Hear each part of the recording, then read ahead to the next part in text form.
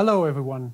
Today we will give you an update on recent FRAND decisions and their implications on a national and international stage. Tillmann, a couple of weeks ago everybody was talking about the FRAND objection decision by the German Federal Court of Justice, including us right here. Since then we've seen a couple of new decisions, not only in Germany, but also in other jurisdictions. Yeah, Jan, quite a bit has been going on, in fact, in the last couple of weeks. So we saw 3 German decisions by the major patent infringement courts in Germany, namely Dusseldorf, Mannheim and Munich, applying for the first time the new Sisvel versus Higher FRAND objection decision of the Federal Court of Justice.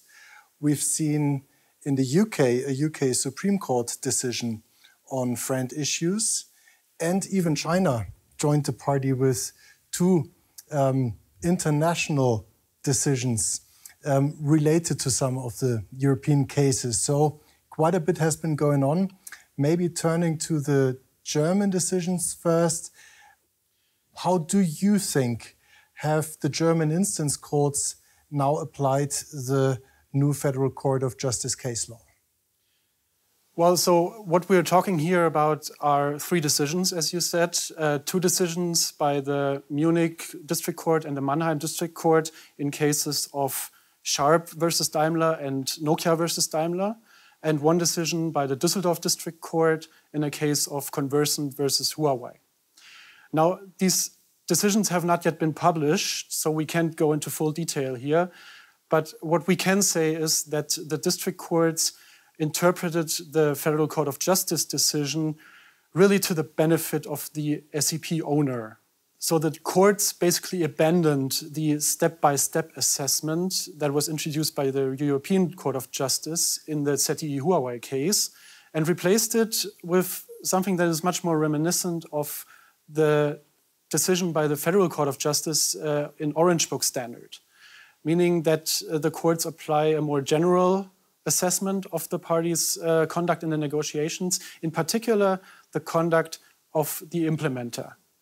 They apply the criterion of the implementer's obligation to declare its willingness to take a license, and under this criterion, they assess the entire conduct of the implementer, including the counteroffer. By doing so, the courts avoid assessing the license offer by the SEP owner, even though the European Court of Justice arguably taught us to assess the license offer by the SEP owner first and only subsequently look at the license offer by the implementer. But for now, based only on the 3 recent decisions, I think Germany has become an even more attractive venue for SEP litigation.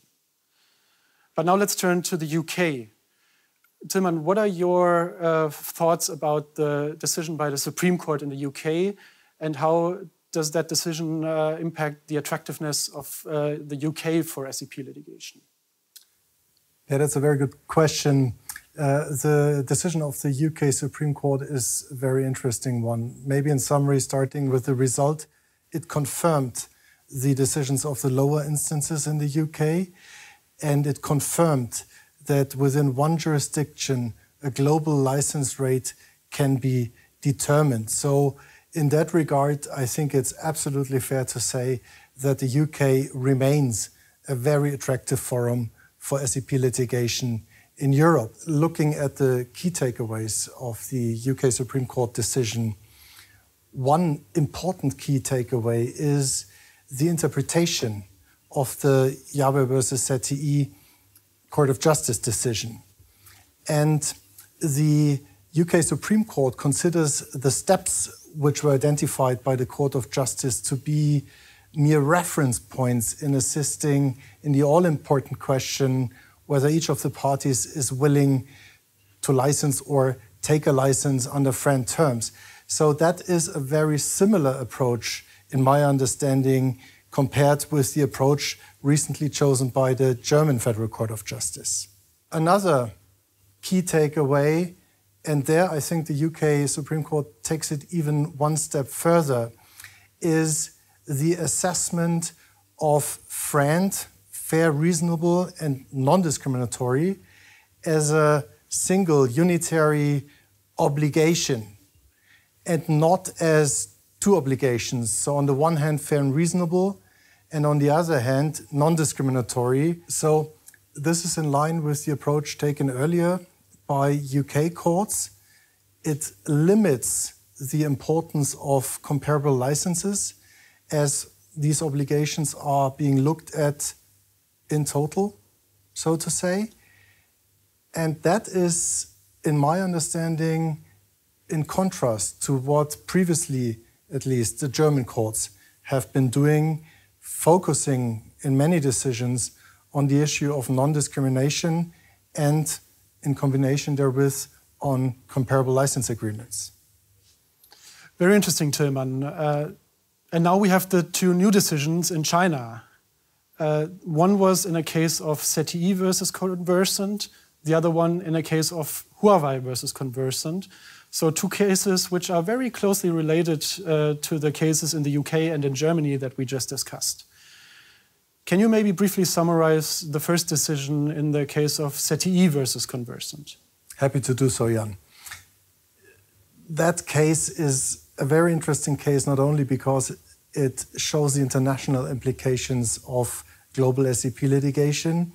It is particularly interesting because ZTE filed a complaint with a Chinese court, with his home court, and asked the Chinese court to determine the FRAND rates for the Chinese patents of Conversant. Of course, Conversant wasn't happy with that approach and argued that there is no jurisdiction and that there was a UK case determining global FRAND rates filed earlier.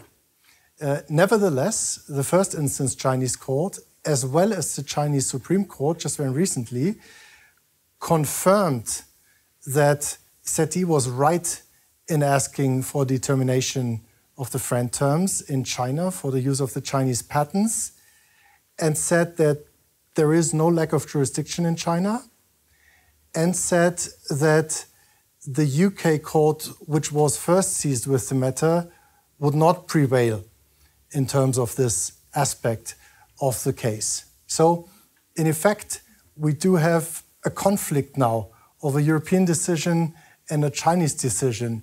And I'm wondering how that conflict will be resolved ultimately, who should prevail, so to say. But maybe similar aspects occurred in that second Chinese case, and maybe you tell us what happened there. Yes, exactly. Only in this case, it's a dispute between courts in Germany and in China. So the case is, or the dispute is Huawei against Conversant. And similar to ZTE, Huawei filed an action in China asking the Chinese court to set a FRAND rate for the Conversant SEPs. In parallel, Conversant filed an infringement complaint in Germany and ultimately prevailed. And recently, as we discussed earlier, the Dusseldorf District Court issued an injunction against Huawei in Germany. Now, Huawei filed a motion in China asking the court in the pending Chinese proceedings to issue an injunction again against Conversant not to enforce the German decision. And the Supreme Court actually followed that motion. They granted it. So currently, Conversant is enjoined from enforcing their German judgment issued by the Dusseldorf District Court. And the Supreme Court even went one step further and enjoined Conversant from filing a so-called anti-suit injunction in Germany, once again, against Huawei.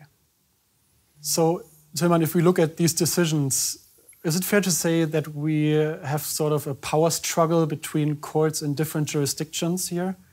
It's absolutely fair to say that. I mean, you could call it a clash of jurisdictions even.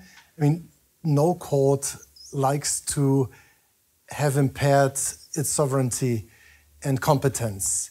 And all the involved courts try to stay or become attractive for SEP litigation.